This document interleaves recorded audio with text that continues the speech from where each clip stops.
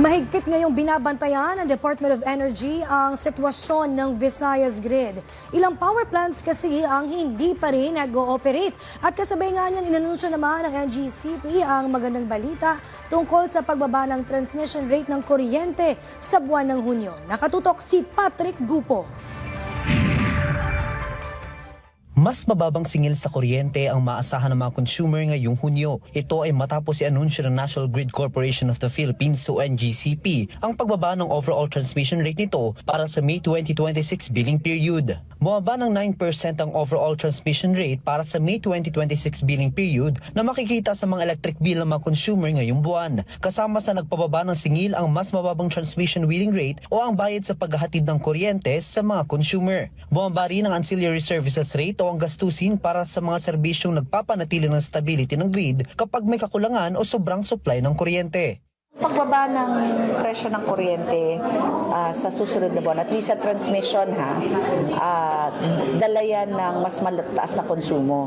Sabihin, pag mas maraming kuryenteng kinokonsumo ang sistema, yung transmission charge bumababa.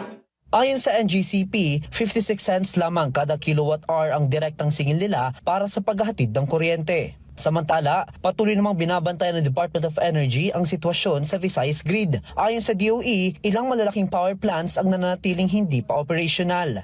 So sa ngayon po, we are still looking at the restoration of 3 major facilities. 2 of the Therma Visayas Incorporated with capacity each of 169 megawatts and the PEDC Unit 3 at 150 megawatts. Umaasa ang DOE na maibabalik sa operasyon ng mga plantang ito upang madagdagan ang supply ng kuryente sa rehiyon.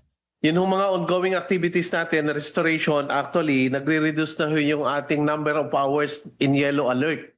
Kasalukuyan ding pinag-aaralan ng mga pangmatagalang solusyon para maiwasan ang power interruption. Patuloy ding kumikilos ang NGCP at DOE para matugunan ang mga issue sa supply ng kuryente at maiwasan ang mga susunod na yellow at red alerts sa Visayas Grid. Patrick Gupo, IBC News.